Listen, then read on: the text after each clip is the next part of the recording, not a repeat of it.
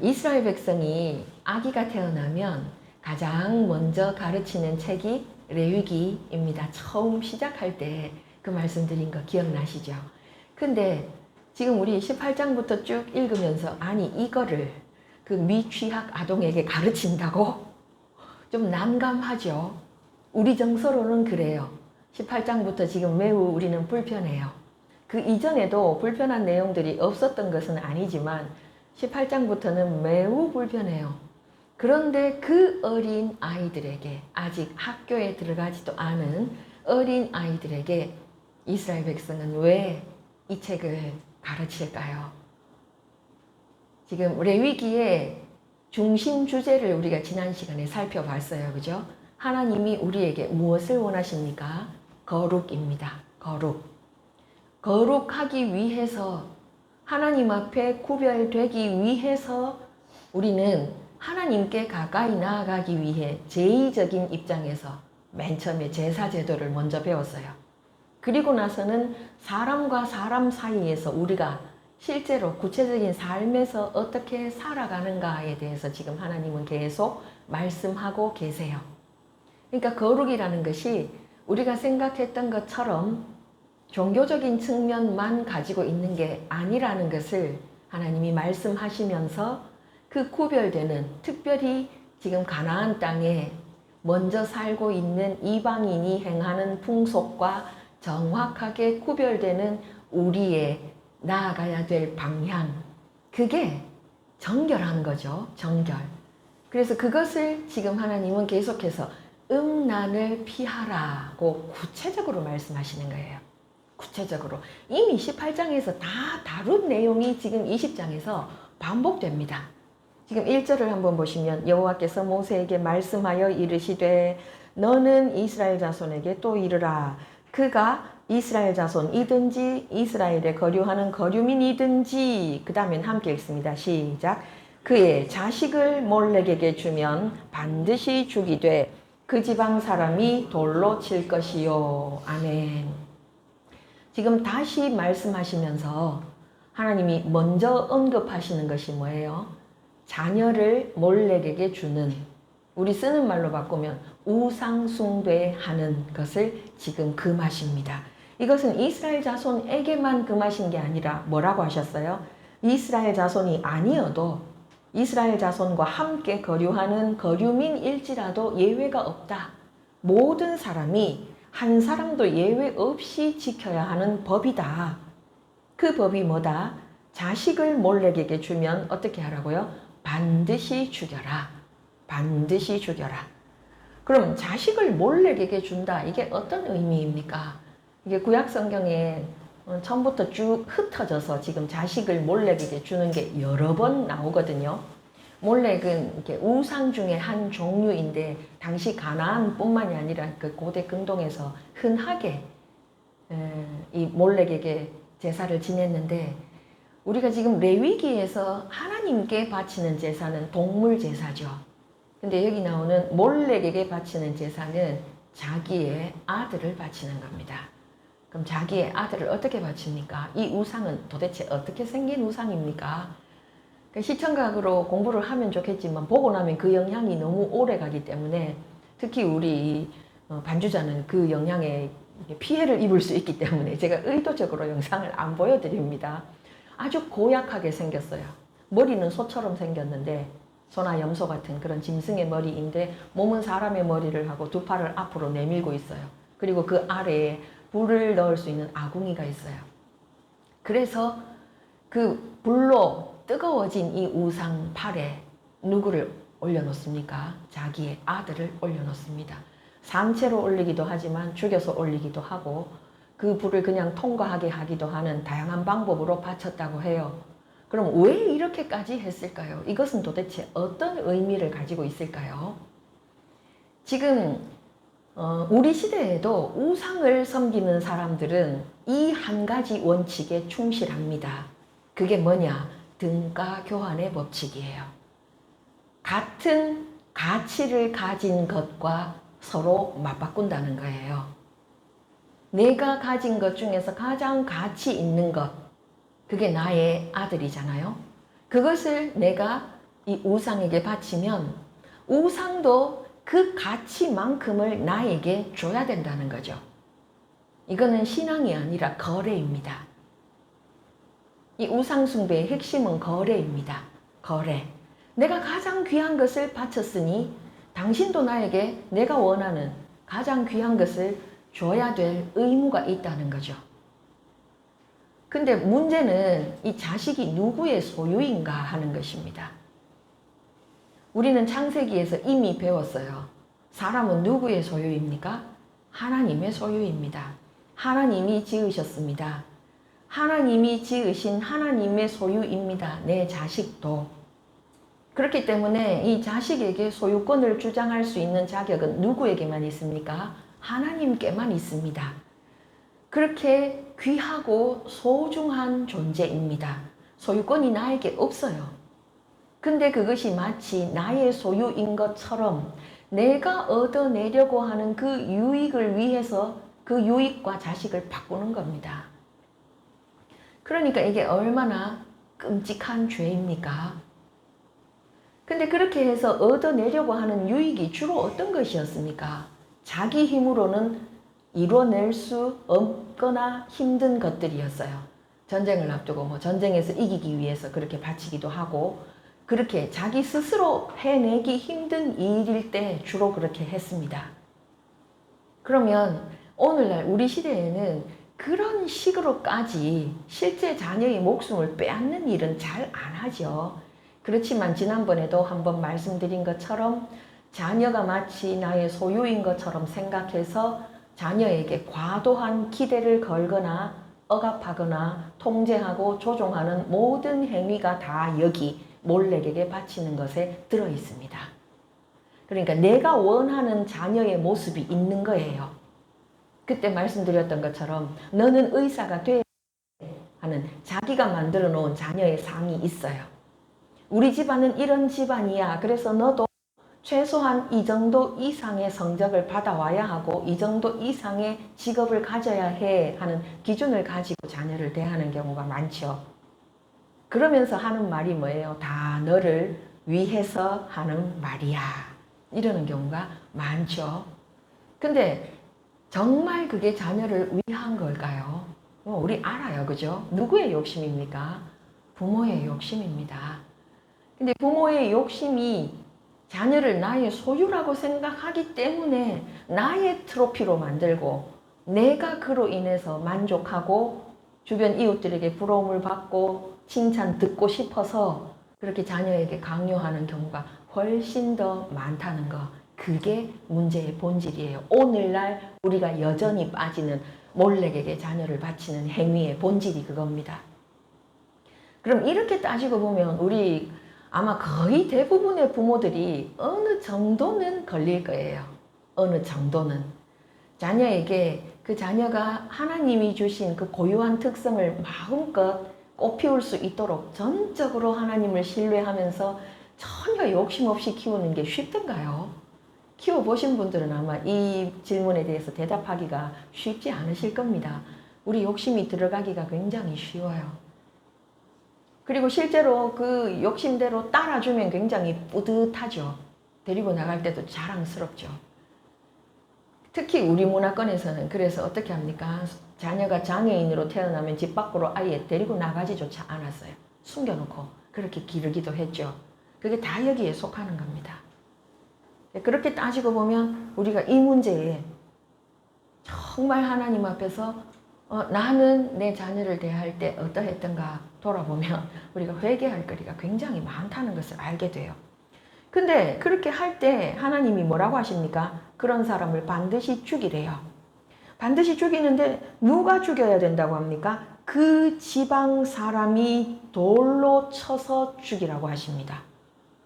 이게 요즘처럼 집행관이 따로 있어서 우리나라는 지금 사형 제도가 의미가 없죠. 그죠? 사형을 집행하지 않은 지 오래됐습니다. 그렇지만 예전에 그 제도가 있을 때 그걸 집행하는 사람이 따로 있었죠. 그러면 나머지 사람들은 그 사람이 사형을 당해도 양심의 가책을 덜 느끼잖아요. 그런데 지금 누가 하래요? 그 지방 사람.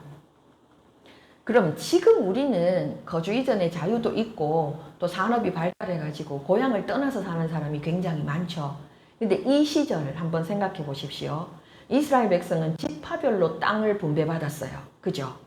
그럼 지파별로 땅을 분배받았다는 말은 같은 씨족들끼리 지금 함께 모여 산다는 거예요. 지금도 우리 왜 집성촌이 좀 남아있죠. 근데 그렇게 함께 모여 사는데 그 지방 사람이 죽이라는 말은 바꿔 말하면 누가 죽이라는 겁니까? 가족이나 친척이나 적어도 인척이나 그런 가까운 사람들이 이 사람에게 사형을 집행해야 합니다.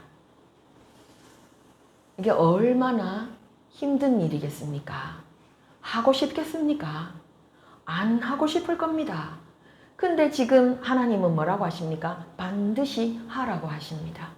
왜 이렇게까지 하십니까? 그냥 하나님이 그 자리에서 그 사람을 죽도록 만드시면 안 될까요? 이거는 악이 가지고 있는 전념성 때문이에요. 악이 가지고 있는 전념성. 악은 빠르게 부패도 하지만 빠른 속도로 전염도 됩니다. 그래서 누군가 한 사람이 악을 행하는 것이 그저 그대로 묻혀버리면 제2, 제3의 그와 같은 악을 행하는 사람이 빠르게 일어납니다. 그래서 하나님이 지금 반드시 죽이되 누가 죽이라고요? 그 지방 사람. 그 지방 사람에게 그를 죽여야 할 의무가 있다. 이렇게 지금 무섭게 말씀하시는 겁니다. 이게 언뜻 보기에는 잔인해 보이지만 그 지방 전체를 살리는 방법입니다. 그리고 나서 3절로 내려가면 나도 그 사람에게 진노하여 그를 그의 백성 중에서 끊겠다. 이렇게 덧붙이시죠. 먼저 행할 일이 뭐라고요? 그 지방 사람이 돌로 그를 쳐서 죽이는 것이 먼저입니다. 악을 우리 가운데서 제거하는 것이 먼저 있어야 됩니다. 그러면 그 후에 하나님도 그 사람에게 진노하여 백성 중에서 끊어버리겠다. 이렇게 말씀하시죠. 여기 지금 진노하여 끊겠다 하는 이 표현, 끊어낸다는 것은 베어낸다는 뜻인데요. 언약을 맺을 때 썼던 단어가 여기 동일하게 쓰였어요. 베어내겠다. 근데 진노한다. 어떻게? 하나님의 얼굴을 그 사람과 대항해서 두겠다. 그럼 이때 하나님의 얼굴은 자비롭고 인자하고 사랑 많은 얼굴입니까? 심판하시는 얼굴이죠. 악을 미워하시는 얼굴이죠. 그 얼굴을 그 사람과 마주보고 두겠다는 것입니다. 왜요? 이는 그가 그의 자식을 몰렉에게 주어서 그 다음에 함께 읽습니다. 3절 끝까지요. 시작. 내 성소를 더럽히고 내 성호를 욕되게 하였음이라. 이것이 이유입니다. 그 사람을 죽이고 하나님도 그 사람을 끊어버리시는 이유. 하나님의 성소를 더럽혔대요. 그리고 하나님의 거룩한 이름을 욕되게 했대요. 이것이 첫 번째 이유이고 마지막 이유입니다. 하나님의 성소는 거룩하신 하나님이 임하여 계셔야 하기 때문에 무조건 거룩을 유지해야 합니다. 그리고 하나님의 거룩한 이름은 더럽혀서는 안 됩니다. 그것은 십계명 안에도 들어 있습니다. 근데 이게 더럽혀졌을 때 하나님 참지 않으십니다. 그런데 사람들은 이것을 생각하기가 쉽지 않죠. 그래서 4절처럼 하기가 쉬워요. 4절을 보시면 그가 그의 자식을 몰렉에게 주는 것을 그 지방 사람이 어떻게 한대요? 못 본 채 하고 그를 죽이지 아니하면. 우리는 아마 이 시절에 그 장소에 있었다면 이런 선택을 하기가 쉬웠을 거예요. 못 본 채, 나는 못 봤습니다. 눈 감아버리기가 쉬웠을 거예요. 그리고 뭐 이 동네에 나만 사는 것도 아닌데 꼭 내가 돌로 저 사람을 쳐야 됩니까? 하는 부담도 느꼈을 겁니다. 그 사람을 그렇게 돌로 쳐 죽이고 나는 편안하게 살 수 있겠습니까? 하는 반발도 우리 마음에서 올라올 겁니다. 근데 하나님은 이거에 대해서 뭐라고 말씀하십니까? 5절 함께 읽습니다. 시작. 내가 그 사람과 그의 권속에게 진노하여 그와 그를 본받아 음란하게 섬기는 모든 사람을 그들의 백성 중에서 끊으리라. 지금 무섭게 말씀하십니다. 내가 그 사람과 몰렉에게 준 당사자, 그의 권속, 지금 그 지방 사람이 다 그의 권속, 뭐 적어도 사촌, 팔촌 친척이죠. 그 사람들에게 진노하겠다고 말씀하십니다. 진노. 왜 진노하십니까? 악을 못 본 채 함으로 악에 동조했기 때문입니다. 악을 못 본 채 함으로 악에 동조했기 때문에. 몇 년 전에 저희 지인의 아들이 학교폭력 현장에 함께 있었습니다. 그 아이는 때리지도 않았고 나쁜 말도 한 게 없고 아무것도 하지 않았어요. 단지 그 자리에 함께 있었습니다. 그런데 그 아이도 함께 처벌받았습니다. 나는 아무 말도 안 했는데요. 나는 때린 적도 없는데요. 나는 아무것도 안 했는데요. 이유가 뭐였는지 아십니까? 이게 우리 법입니다. 그 자리에 있었기 때문에 공범이라는 겁니다. 공범. 내가 어떤 구체적인 행위를 하지 않아도 그것이 옳지 않다고 말하지 않았고 하면 안 된다고 말리지 않았고 적극적으로 뛰쳐나가서 다른 어른들에게 도움을 요청하지 않았다는 것이 그것이 이유였어요. 지금 하나님이 하시는 말씀도 그와 똑같습니다. 동조했다는 것입니다. 뭐 함으로? 못 본 채 함으로. 구체적인 어떤 행위를 한 게 하나도 없어도 내 입으로 몰래에게 바치는 게 잘했다 잘못했다 말하지 않았어도 그 현장에서 아무것도 하지 않고 못 본 채 한 것 자체가 악에 동조한 공범의 행위라는 겁니다. 그럼 왜 이렇게 공범의 자리에 우리가 떨어지게 됩니까? 하나님의 법보다 우리 사람의 얼굴이 더 무섭기 때문이에요. 하나님은 지금 보이지 않잖아요. 보이지 않는 하나님은 지금 한 발 멀리 계시고 내가 돌로 쳐 죽여야 되는 그 사람은 내 앞에 있단 말이에요. 이것이 우리의 고통이죠. 우리는 그 사람을 계속해서 상대해야 하고 그 사람을 죽이고 난 이후에는요. 그 사람의 가족을 계속해서 상대해야 되잖아요. 그 지역에 계속 살아야 되잖아요. 그래서 이런 그 사람을 두려워하는 마음 때문에 하나님의 법보다 이 악에 동조하는 것이 더 쉬워지는 겁니다. 우리는 이렇게 약한 존재입니다. 그런데 하나님은 그것에 대해서 뭐라고 말씀하십니까? 너도 악에 동조했다. 너도 악에 동참했다. 이렇게 말씀하시는 거예요. 그래서 어떻게 해야 됩니까? 5절 끝에서 뭐라고 말씀하세요? 그를 본받아 음란하게 섬기는 모든 사람. 여기에 누가 들어가는 겁니까? 못 본 채 한 그 사람도 포함이 됩니다. 그를 본받아 몰렉을 음란하게 섬기는 모든 사람. 그 몰렉을 섬기기 위해서 그 최초의 악을 행했던 그 사람과 동조해서 그 사람이 행하는 일을 묵인함으로써 거기에 동참한 그 사람을 포함한 모든 사람에 대해서 그들을 백성 중에서 끊으리라. 이렇게 하나님이 무섭게 말씀하시는 거예요. 빼어내겠다. 우리가 사람을 두려워할 때가 얼마나 많습니까? 저는 정말로 사람을 오래 두려워했습니다. 그래서 저는 이 사람들의 심정이 너무 이해가 됩니다. 이것이 악이라는 것을 알지만 그것을 아는 것과는 별개로 이 사람들이 왜 그렇게 침묵함으로 악에 동조할 수밖에 없었는지가 너무 이해가 돼요. 우리는 너무 연약한 존재라는 거, 그게 너무 이해가 돼요. 그렇지만 하나님이 이렇게 말씀하시는 것도 너무 이해가 돼요. 그래서 어쩌면 좋겠습니까? 이게 우리의 고민이죠. 그리고 뒤로 넘어가면 6절부터는 다른 말씀을 하십니다. 접신한 자와 박수무당을 음란하게 따르는 자에게는 내가 진노하여 그를 그의 백성 중에서 끊으리니. 이렇게 말씀하세요. 접신한 자, 그리고 박수무당. 박수무당 전에도 나왔었죠. 남자무당. 이 사람들이 어떤 영에 속해 있다는 겁니까? 접신했다 했을 때 이 신이 하나님입니까? 아니죠. 악한 영들이죠. 악한 영들과 어떤 방식으로 접속합니까? 거룩한 방식이 전혀 아니죠. 하나님이 싫어하시는 방법이죠.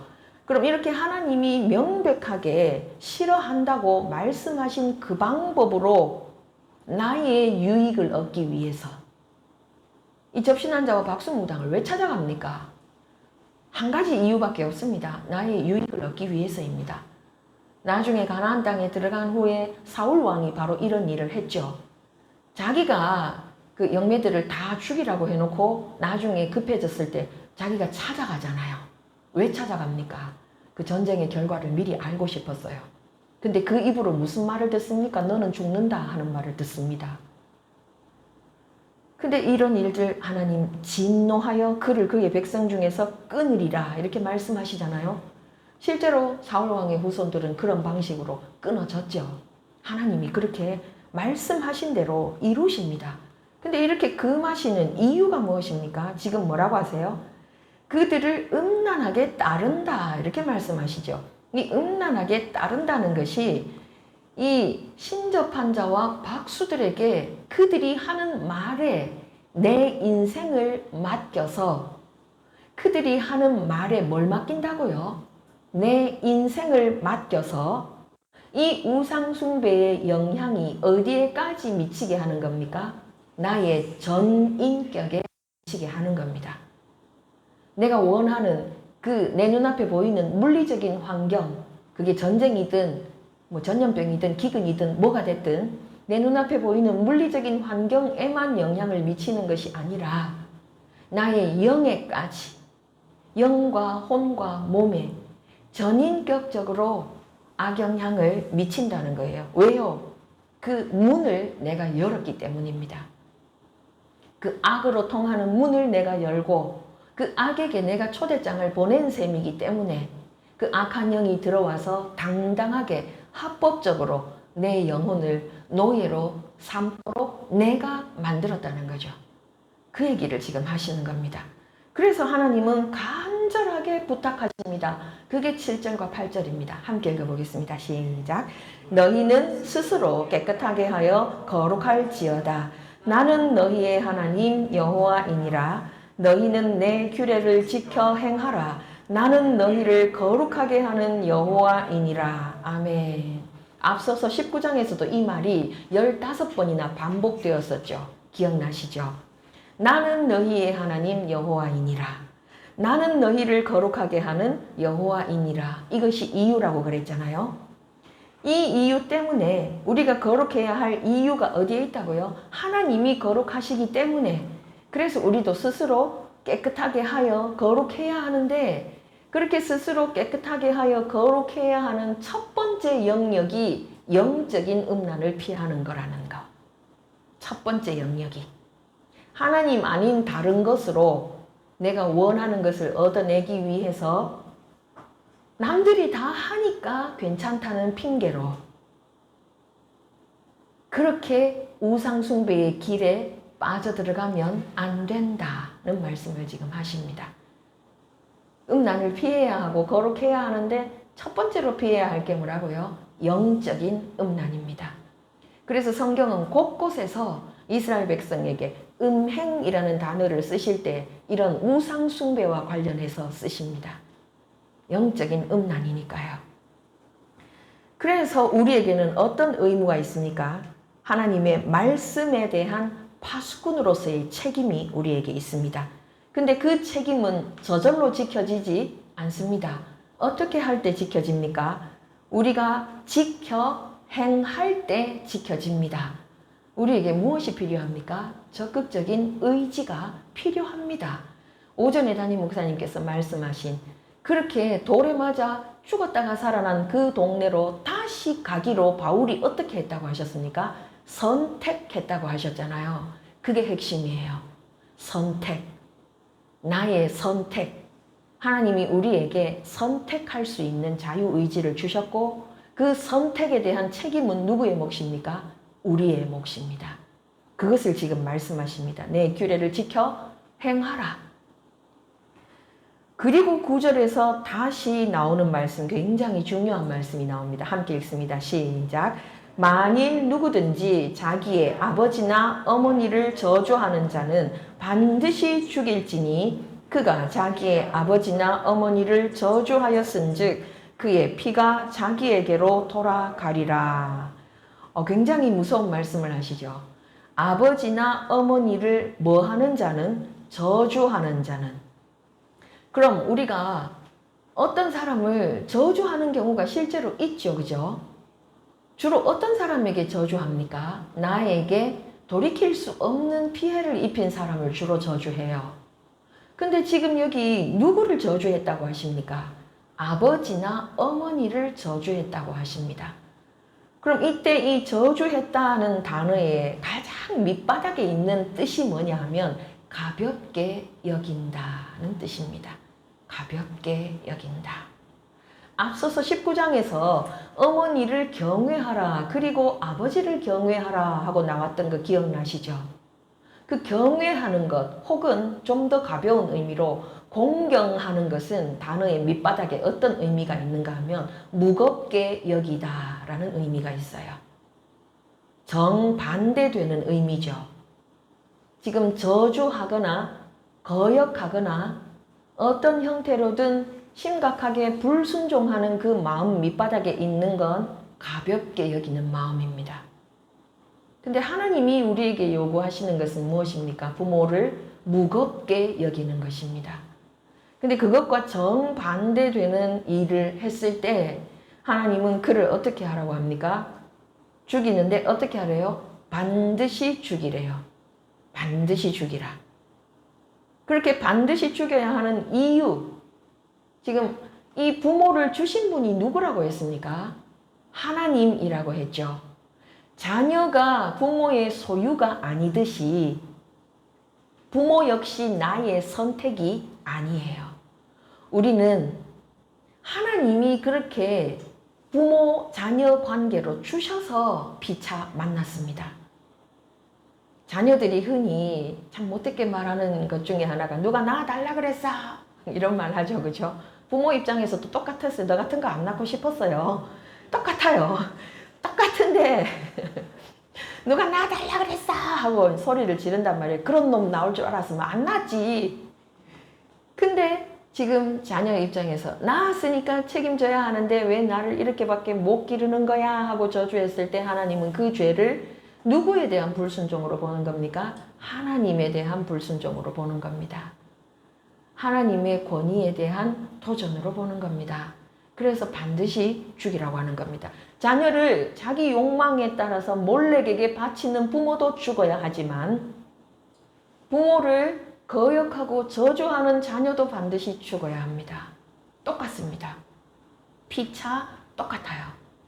그래서 부모 입장에서도 자녀를 무겁게 여기고 하나님이 맡기신 선물로 내 이 지휘 아래 있는 그 짧은 기간 동안 최선을 다해서 하나님의 뜻을 따라 양육해야 될 책임이 있고 자녀 역시도 부모를 향해서 동일한 무게로 하나님이 내 머리 위에 두신 권위로 인정하고 순종해야 될 의무가 있다. 지금 이것을 반복해서 지금 계속 말씀하시는 겁니다.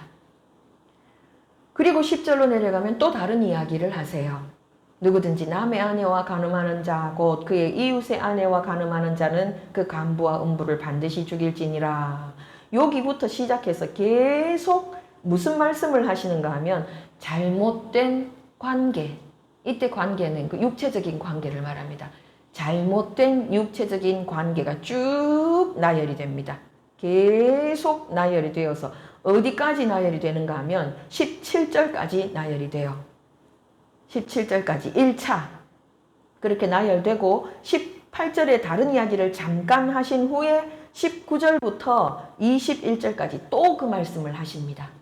그럼 18절까지도 포함해서 지금 몇 절부터요? 10절부터 21절까지 계속해서 하시는 말씀이 옳지 않은 이 육체적인 관계, 그거에 대해서 지금 금하십니다.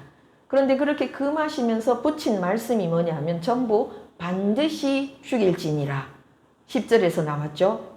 11절도 하반절을 보시면 둘 다 반드시 죽일지니 그들의 피가 자기들에게로 돌아가리라. 12절도 중간에 보면 둘 다 반드시 죽일지니 끝에 그들의 피가 자기들에게로 돌아가리라. 13절에서도 뒤에 반드시 죽일지니 자기의 피가 자기에게로 돌아가리라. 14절은요. 중간에 보시면 그들을 함께 불살을지니 이렇게 나옵니다. 그럼 이전에 10절부터 13절까지 반드시 죽이는 건 어떻게 죽이는 겁니까? 돌로 쳐 죽이는 겁니다. 10절부터 어떤 사람을요? 10절에 남의 아내와 간음하는 자.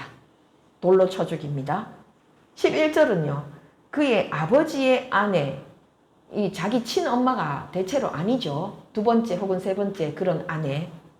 이거 역시 반드시 죽이는데 어떻게 죽이라고요? 돌로 쳐 죽여요. 12절은요. 며느리와 동침하면 반드시 죽여요. 돌로. 그 다음에 13절에는요. 여인과 동침하듯이 남자와 동침하면 이거 앞에 누구든지가 남자예요. 남자. 남자가 여인과 동침하듯이 남자와 동침하면 반드시 죽일지니. 이렇게 성경은 명백하게 옳지 않은 성관계에 대해서 반드시 죽어야 할 죄라고 말씀하십니다. 나에게 속하지 않은 사람. 뭐라고요? 나에게 속하지 않은 사람. 그럼 나에게 속한 사람은 누구입니까? 나의 남편 혹은 나의 아내 한 사람뿐입니다.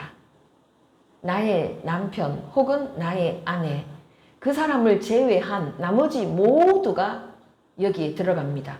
나에게 속하지 않은 사람.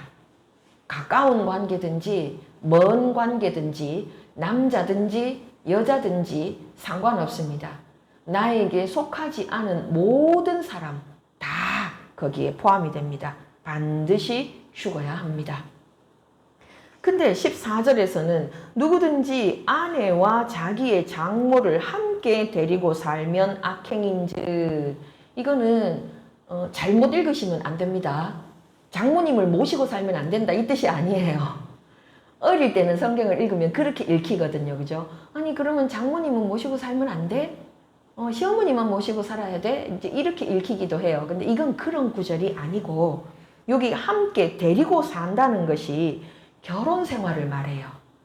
결혼 생활. 아내와 장모를 둘 다 아내로 데리고 사는 것을 말합니다.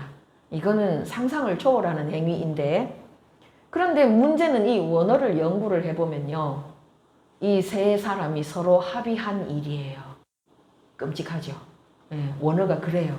이 세 사람이 서로 합의한 일이에요. 그러니까 하나님이 보셨을 때 이 일은 어떤 일입니까? 도저히 봐줄 수 없는 일이에요. 도저히. 그래서 어떻게 하라고 하십니까? 그들을 함께 불사르라 이렇게 말씀하십니다. 함께 불사르라. 왜요? 너희 중에 악행이 없게 하려 함이니라 이렇게 말씀하세요. 불살라 죽여야 하는 이유가 뭐라고요? 악행이 없게 하려 함이니라. 아니 그러면 악행이 이 사람들 불살라 죽인다고 없어지나요? 첫째, 지금 이 사람들을 산채로 불살라 죽인 게 아니라 먼저 돌로 쳐 죽인 후에 불살랐다고 하거든요. 먼저 돌로 쳐 죽인 후에 그 시체를 불살랐대요. 그러니까 이것은 이중적인 형벌이죠. 우리도 왜 조선시대의 형벌 중에 보면 이미 죽은 사람의 시체를 다시 파내어서 형벌을 가하는 그런 끔찍한 형벌이 있었잖아요. 근데 지금 이게 그런 두 번 가해지는 무서운 형벌입니다. 돌로 쳐서 한 번 죽었어요. 그 죽은 사람을 다시 불을 태워요. 그래서 이중적인 형벌인 동시에 이런 하나님이 싫어하시는 가증한 악을 행한 사람이 그대로 땅에 묻힐 때 그 땅이 어떻게 됩니까? 더러워집니다. 지금 레위기에서 계속해서 땅이 더러워진다는 개념이 나오죠. 땅이, 죄인이 원래 재료도 땅에서 나왔는데 그 땅에 발을 딛고 살잖아요. 그래서 그 죄인이 죄 있는 상태로 이 죄 문제가 처리되지 않은 상태로 밟는 곳은 다 더러워집니다. 그런데 그 죄인이 묻힌 장소도 역시 더러워집니다. 그래서 하나님은 그 죄인이 묻힐 수 있는 기회를 박탈하시는 거예요. 그리고 이 당시에는 지금도 그렇지만 시체가 매장되지 못하는 것을 끔찍한 형벌로 여기던 시절이에요. 그래서 지금 1차 돌에 맞아 죽는 형벌과 2차 불태우는 형벌과 그래서 그 시체가 매장될 기회를 얻지 못하는 형벌까지 지금 3차례에 걸쳐서 완벽하게 지금 형벌을 받는 거죠. 그래서 그렇게 하는 이유가 뭐라고요? 이 이스라엘 백성들이 살고 있는 땅, 그 땅에 뭐가 없게 하려고? 악행이 없게 하려고 지금 그렇게 말씀하시는 거예요. 이게 겉보기에는 잔인해 보이지만 사실은 이 죄인이 속한 공동체를 보호하는 방법이에요. 우리가 코로나 때 이거를 경험을 해봤잖아요. 코로나에 걸린 사람을 어떻게 했습니까? 격리했잖아요. 되게 잔인해 보이지만 그 사람을 격리함으로 나머지 사람들을 보호하는 방법이기도 했잖아요. 똑같습니다. 지금 하나님이 악을 처리하시는 방법, 악이 전염병만큼이나 빠른 속도로 번지기 때문에 그렇게 번지면 그 지역 전체, 그 공동체 전체가 벌을 받아서 하나님 앞에서 없어져야 될 상황이기 때문에 하나님은 이런 방법을 통해서 그들을 보호하시는 것입니다. 그리고 지금 15절, 16절은 무슨 내용이 나오는가 하면 짐승과의 관계가 나와요. 짐승. 상상할 수 없는 일인데요. 남자든 여자든 짐승과 관계를 하게 되면 반드시 죽이고 사람만 죽이는 것이 아니라 그 짐승도 죽이라는 것이 15절과 16절의 내용입니다. 근데 그렇게 할 때 지금 16절에서 보면 이렇게 교합하면 뒤에 너는 여자와 짐승을 죽이되 이렇게 나와 있죠. 이 일을 행해야 될 책임이 누구에게 있다는 겁니까? 지도자에게 있다는 거예요. 지도자에게. 지도자에게 이 책임이 있는데 지도자의 책임 아래 이 끔찍한 죄에 대해서 봐주지 말고 엄격하게 사형을 집행하라는 말씀이십니다.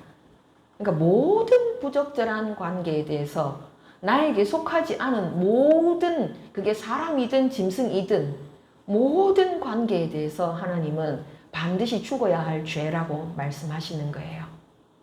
반드시 죽어야 할 죄. 그리고 17절에 내려가면 또 마음 아픈 내용이 또 나와요. 누구든지 그의 자매 곧 그의 아버지의 딸이나 그의 어머니의 딸을 데려다가 그 여자의 하체를 보고 여자는 그 남자의 하체를 보면 이렇게 표현되어 있죠. 그래서 이것도 이제 초등학생 때 읽으면 그냥 눈으로 보는 것만 생각해요. 근데 이게 간접적인 표현입니다. 부적절한 관계를 맺었다는 뜻이에요. 그 부끄러운 일이라 그들의 민족 앞에서 그들이 끊어질지니 그들의 민족 앞에서 그들이 끊어진다. 영원히 공동체에서 배제된다는 의미입니다. 영원히 공동체에서 배제된다. 왜요? 그가 자기의 자매의 하체를 범하였은즉 그가 그의 죄를 담당하리라. 더 큰 책임이 누구에게 있다는 겁니까? 주로 오빠겠죠. 저희 동창생 중에 하나도 중학생 때 사촌 오빠에게 자기 집에서 명절에 어른들이 다 계시는데 자기 방이니까 자기 집이니까 어른들 다 계시니까 안심하고 잠들었는데 그 못된 사촌 오빠에게 끔찍한 일을 겪은 친구가 있었어요. 안심할 수 있는 장소가 사실상 없습니다. 그래서 딸 키우는 부모님들은 조심을 하셔야 되죠. 이렇게 어느 통계를 보니까요. 그런 끔찍한 일을 주로 누구에게 당하는가 하니까 일가 친척이나 심지어 아버지나 할아버지에게도 당하는 경우가 전체 중에서 70%를 넘는다고 해요. 그 정도로 심각합니다. 아버지도 믿을 수 없습니다. 할아버지도 나이 많다고 믿을 수도 없습니다. 믿을 수 있는 사람이 아무도 없습니다. 우리는 그냥 다 죄인입니다. 그래서 하나님이 지금 뭐라고 하세요? 그가 그의 죄를 담당하리라. 그 힘 있는 그 오빠가 그 죄를 담당하리라. 그리고 18절에서는 이것도 역시 앞에서 나왔었죠. 누구든지 월경 중에 여인과 동침하여 그의 하체를 범하면 남자는 그 여인의 근원을 드러냈고 어떤 근원을 드러낸 겁니까? 원래 그 여자의 월경은 원래는 그 난자가 생명을 잉태하기 위해서 만들어진 거였죠. 그죠? 근데 정자를 만나지 못해서 죽어서 나오는 게 월경이잖아요. 그래서 그 월경 중에 있을 때 관계를 맺는다는 것은 그 여인의 생명의 근원을 드러낸 일이기 때문에 하나님은 이것을 악하다고 하시는 겁니다. 그래서 그렇게 하면 안 된다. 근데 그렇게 했을 때 어떻게 한다고요? 둘 다 백성 중에서 끊어지리라. 하나님은 생명을 이렇게까지 귀하게 여기십니다. 잉태되지 못하고 죽어서 나오는 것일지라도 그것이 원래는 무엇이 되었어야 하니까요. 생명이 되었어야 하니까요. 그런데 그 상태에 있는 여자를 뭐를 가지고 자기 육체의 욕망을 가지고 이겨버린 거잖아요. 그래서 하나님 보실 때 이 일은 악한 일이라는 거예요. 그리고 지금 19절부터는 또다시 이모나 고모의 하체를 범하면 그들이 죄를 담당하리라. 왜요? 가정의 위계 질서가 더럽혀졌죠. 20절에 내려가면요. 숙모와 숙부의 하체가 나오죠. 그리고 21절에 내려가면 그의 형제의 아내가 나옵니다. 이런 경우에 하나님은 반복해서 반드시 죽일지니 혹은 내가 끊어버리리라 혹은 지금 여기서는 20절과 21절에서는 계속해서 뭐라고 말씀하십니까? 자식이 없이 죽으리라. 그들에게 자식이 없으리라. 이렇게 말씀하십니다. 자식이 없다는 건 무슨 뜻이에요? 그 사람에게서 이제 대가 끊어진다. 그의 가문은 끝난다. 이런 의미죠. 하나님이 그 사람을 공동체에서 영원히 베어내시는 방법입니다. 자식을 주지 않는 방법으로. 이렇게 지금 심판받는 하나님이 싫어하시는 거룩하지 않은 일에 대해서 쭉 나열하신 다음에 22절에 다시 결론적으로 말씀하십니다. 함께 읽습니다. 시작. 너희는 나의 모든 규례와 법도를 지켜 행하라. 그리하여야 내가 너희를 인도하여 거주하게 하는 땅이 너희를 토하지 아니하리라. 지금 하나님이 앞서서 하셨던 말씀을 지금 반복해서 다시 말씀하십니다.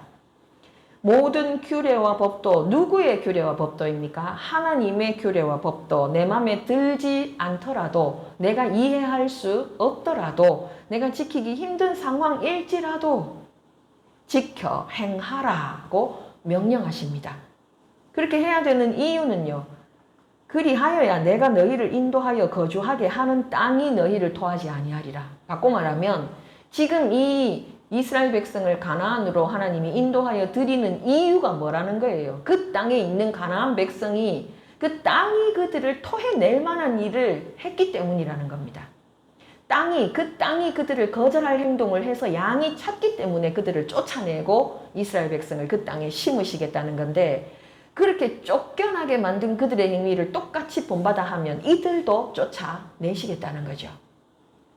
그래서 이거를 우리가 한번 찾아보면 좋겠는데요. 어디를 먼저 찾는가 하면 고린도전서 6장 9절과 10절을 찾아보겠습니다. 신약 268면입니다. 신약 268면 고린도전서 6장 9절과 10절입니다. 268면입니다. 268면 고린도전서 6장 9절 10절 다 찾으셨으면 함께 읽습니다. 시작. 불의한 자가 하나님의 나라를 유업으로 받지 못할 줄을 알지 못하느냐. 미혹을 받지 말라. 음행하는 자나 우상 숭배하는 자나 간음하는 자나 탐색하는 자나 남색하는 자나 도적이나 탐욕을 부리는 자나 술 취하는 자나 모욕하는 자나 속여 빼앗는 자들은 하나님의 나라를 유업으로 받지 못하리라. 아멘. 지금 하나님이 바울을 통해서 우리에게 말씀하시는 것이 무엇입니까? 누가 하나님의 나라를 유업으로 받지 못할 자인가? 바꿔 말하면 천국 백성으로 합당하지 않은 자가 누구인가에 대한 목록을 지금 말씀하세요. 첫 번째 나오는 게 뭡니까? 음행하는 자입니다. 그리고 우상 숭배하는 자가 나오고 그 다음에 또 뭐가 나옵니까? 간음하는 자나 탐색하는 자나 남색하는 자. 전부 뭐에 대한 죄입니까? 성에 관련된 죄입니다. 이 사람들이 첫 번째로 나옵니다. 그래서 합당하지 않다. 바꿔 말하면 천국이라는 하나님이 다스리시는 그 나라, 그 땅에서 토하여 내버릴 자들의 목록이에요. 하나님의 나라에서 토하여 낼 자들의 목록. 그게 쭉 이어지는 게 도적이나 탐욕을 부리는 자나 술 취하는 자나 모욕하는 자나 속여 빼앗는 자. 이들이 지금 나열되어 있죠. 그거를 다시 한번 못 박는데 하나님의 나라를 어떻게 한대요? 유업으로 받지 못하리라. 이렇게 말씀하십니다. 하나님이 이렇게까지 싫어하시는 이유가 뭘까요? 계시록에서 하나님은 우리의 신분을 뭐라고 말씀하십니까? 어린 양의 신부라고 말씀하십니다. 신부. 신부에게 요구되는 조건들이 좀 있죠. 그래서 옛날에는 딸들을 시집 보내기 전에 무엇을 받게 했습니까? 신부 수업을 받게 했습니다. 요리도 배우고 바느질도 배우고 집안일도 배우고 뭐 여러 가지를 배웠죠. 그걸 신부 수업이라고 표현을 했어요. 그럼 하나님의 나라에서 우리의 신분이 신부라면 우리에게 필요한 신부 수업도 있겠네요. 그 중에서 제일 중요한 게 뭐겠습니까? 밥 잘하는 것 진짜 중요해요. 그죠? 우리 오늘 점심 진짜 맛있게 먹었잖아요.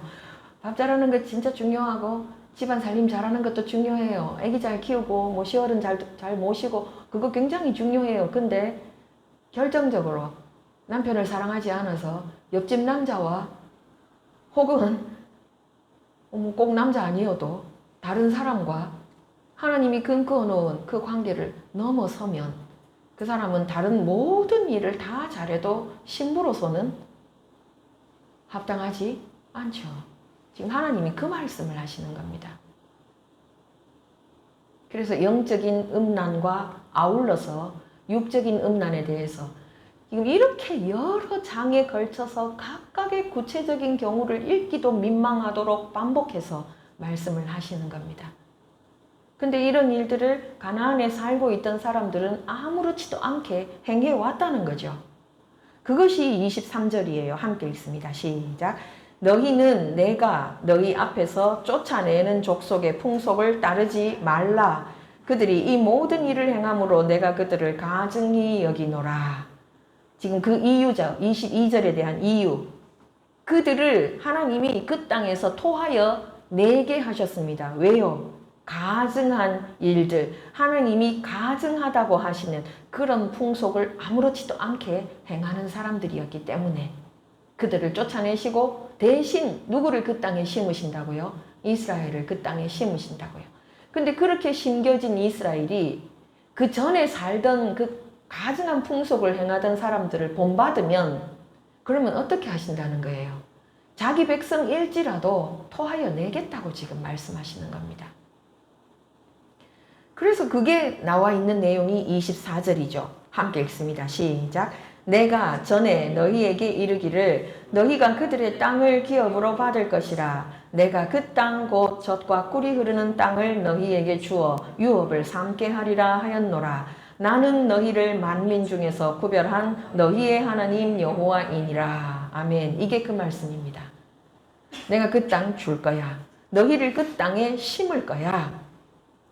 근데 그 땅은 어떤 땅이래요? 젖과 꿀이 흐르는 땅. 이때 흐르는 이라는 단어는 아침에 담임 목사님이 말씀하신 그 미완료형이 바로 이 단어입니다. 계속해서 흐르고 있는 이 뜻이에요. 계속해서 지금도 흐르고 있는 그 땅을 너희에게 주어 유업을 삼게 하겠다. 어떻게 할 때요? 22절에 답이 나왔었죠. 하나님의 모든 규례와 법도를 지켜 행할 때요. 그 모든 규례와 법도의 첫 번째가 뭐라고요? 영적인 음란을 피하라. 두 번째가 뭐라고요? 육적인 음란을 피하라. 그 두 가지가 가장 중하다는 것입니다. 왜요? 하나님이 우리를 어린 양의 신부로 삼으셨기 때문에 신부에게 가장 중요한 건 내 남편만 사랑하는 거니까 내 남편만, 그 만자가 중요하죠. 이스라엘 백성은 하나님을 대놓고 버린 적은 없어요. 이스라엘 백성은 하나님도 섬겼어요. 하나님도 섬기고 이방의 우상도 섬겼어요. 때로는 하나님보다 우상을 더 많이 섬겼죠. 여러 신들 중에 하나로 섬겼는데 완전히 내다버리지는 않고 그것을 하나님은 뭐라고 말씀하십니까? 네가 나를 버렸다. 이렇게 말씀하시죠. 부부 관계를 생각해 보시면 그 말은 맞는 말입니다. 남편만 사랑하기를 원하시는 거예요. 우리 신랑 되시는 예수님만 사랑하기를 원하시는 거예요. 그래서 그 뒤에 다시 말씀하시는 게 25절이죠. 너희는 구별해라. 그리고 너희의 몸을 더럽히지 말아라. 이게 25절이에요. 너희는 구별해라. 뭐를 구별해요? 짐승이나 새가 어떤 것이 정하고 어떤 것이 부정한지를 구별해라. 또 뭐 어떻게 하래요? 그렇게 부정한 것으로 구별한 것들 때문에 너희 무엇을 더럽히지 말라고? 몸을 더럽히지 말라고요. 하나님 왜 이렇게 몸에 집착하십니까? 몸이 뭐길래요? 우리 몸은 우리의 영과 혼을 담고 있는 그릇입니다. 그릇이 깨끗해야 되죠. 깨끗해야 거기에 좋은 것을 담죠. 그런데 하나님은 아까 우리가 읽었던 고린도전서에서 똑같이 말씀하시는 게 뭐예요? 우리 몸을 뭐로 삼으셨대요? 거룩한 성전 삼으셨다고 하시거든요. 그래서 하나님은 우리 몸에 집착하십니다. 집착이라고 표현해도 이게 심한 표현이 아닐 정도로 하나님은 우리 몸에 대해서 거듭 말씀하십니다. 11장에서 먹을 수 있는 것, 먹을 수 없는 것 너무 세세하게 가르쳐 주셔서 좀 질렸잖아요. 그죠? 우리 몸 안에 그런 음식 넣어도 되는 것, 넣지 말아야 될 것까지 구별하시면서 우리 몸으로 가야 할 곳과 가지 말아야 할 곳, 우리 몸으로 해야 할 일과 하지 말아야 할 일에 대해서 이렇게까지 진리도록 구별하시는 이유, 우리 몸이 우리 영과 혼의 그릇이기 때문에, 이 몸을 뭐로 삼으셨기 때문에요? 어린 양의 신부로 삼으셨기 때문에. 그래서 그렇게 집착에 가깝도록 거듭 말씀하십니다. 그런데 문제는 중립지대가 없다는 것입니다. 우리 몸이 다 깨끗해도 얼굴이 더러우면 우리는 더러운 겁니다. 손가락 끝만 더러워도 우리는 더러운 겁니다. 중립지대는 없어요. 나는 깨끗하고 동시에 더럽다. 이거 불가능합니다. 깨끗하지 않은 겁니다.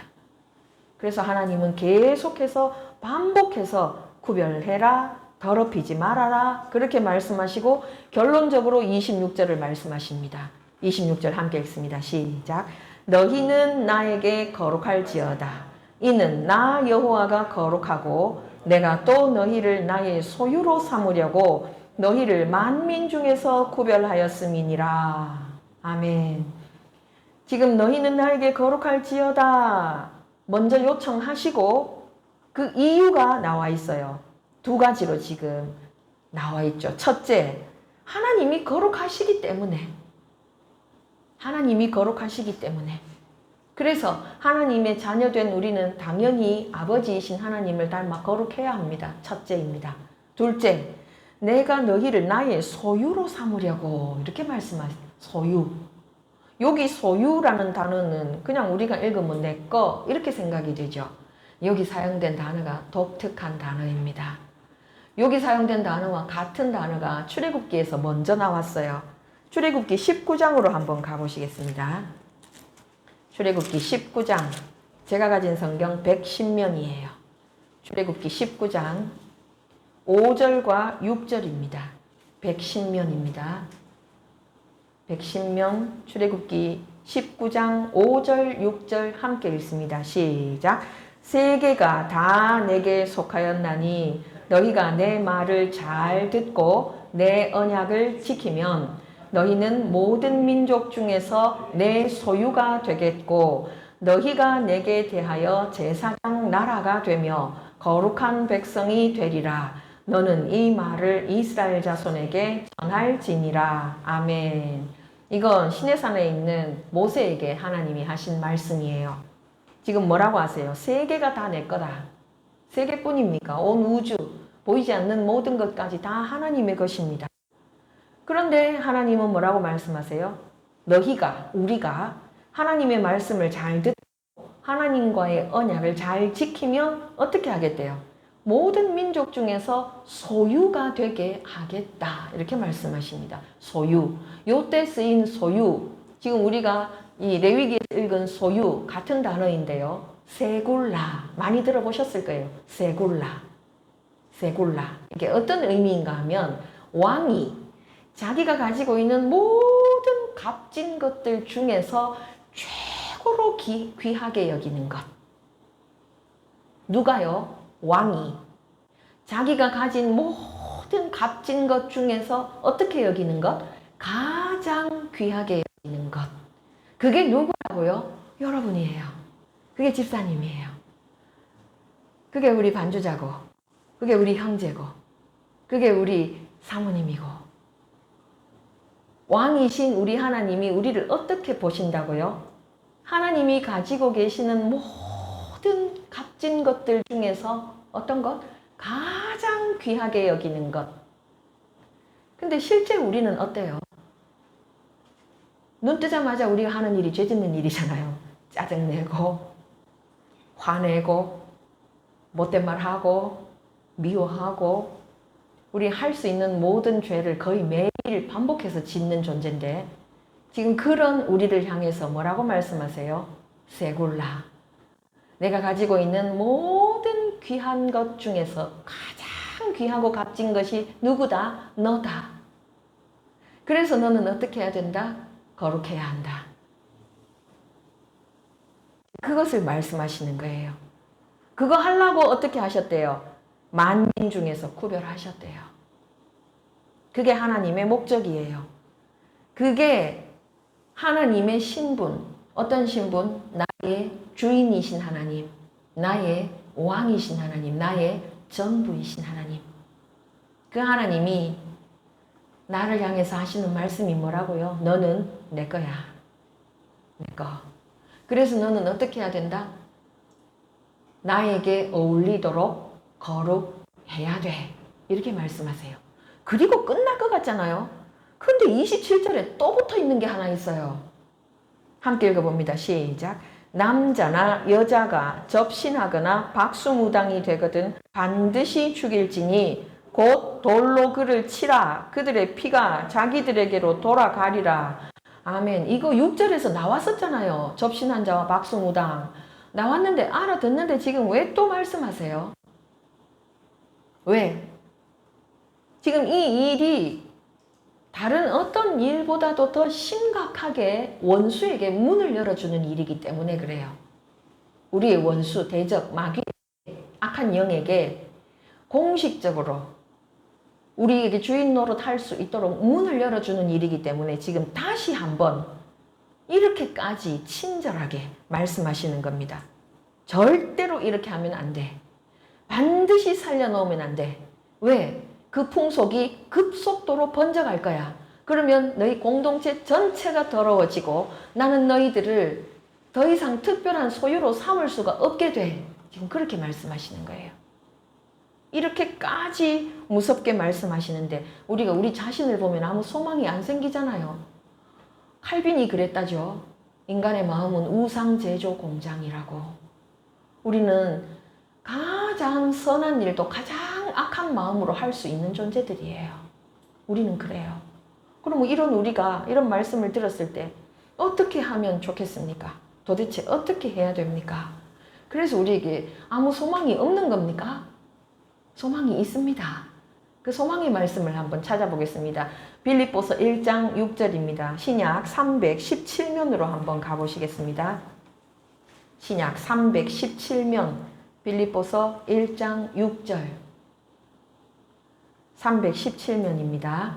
1장 6절 다 찾으셨으면 함께 읽습니다. 시작. 너희 안에서 착한 일을 시작하신 이가 그리스도 예수의 날까지 이루실 줄을 우리는 확신하노라. 아멘. 여기 너희에 우리 이름을 넣으면 돼요. 착한 일을 누가 시작하셨습니까? 하나님이 시작하셨습니다. 왜요? 우리는 선하지 않습니다. 우리 안에 착한 것이 도무지 없습니다. 그런데 하나님이 우리를 택하시고 우리 안에서 선한 일을 시작하셨습니다. 그러면 시작하신 하나님이 어떻게 하시겠습니까? 반드시 이루십니다. 하나님이 친히 반드시 이루십니다. 언제까지요? 그리스도 예수의 날까지. 그것을 믿어야 됩니다. 그것을 믿고 하나님이 우리를 포기하시지 않으시기 때문에 우리가 이전에 하나님이 이토록 말씀하시는 이 시간의 내용들을 설령 범했다 할지라도 우리는 다시 돌이킬 수 있는 소망이 있습니다. 왜요? 하나님 우리가 그렇게 시원찮은 존재인 거 모르고 부르신 게 아니거든요. 우리를 다 알고 부르셨어요. 우리가 연약한 것도 아시고 우리가 사악한 것도 아시고 우리가 어떤 존재인지를 다 알고 부르셨습니다. 알고 부르신 것은 하나님께 뭐가 있기 때문이에요? 자신이 있기 때문이에요. 우리를 고쳐서 특별한 소유로 만들고 마침내 우리를 통해서 영광을 받으실 자신이 있기 때문에 그래서 우리를 택하시고 우리를 부르시고 이 자리까지 우리를 인도하신 것입니다. 그래서 우리는 다시 일어서서 소망 가운데 나아갈 수 있습니다. 다만 무엇을 하면 됩니까? 하나님께 사과해야 되겠죠. 그죠? 그거를 우리 전문 용어로 뭐라 합니까? 회개한다고 합니다. 하나님, 내가 정말 잘못했습니다. 그런데 나는 내 스스로 돌이킬 수 있는 힘이 없습니다. 그래서 하나님 나를 나는 하나님과 함께 다시 시작하고 싶습니다. 그러면 하나님 우리를 버리지 않으십니다. 우리 가운데 함께 하실 뿐만 아니라 반드시 우리를 통하여 영광을 받으십니다. 그래서 이 레위기의 말씀을 받지 마시고 소망으로 받으시기를 좋으신 우리 주님의 이름으로 축복합니다. 우리 함께 기도하시겠습니다.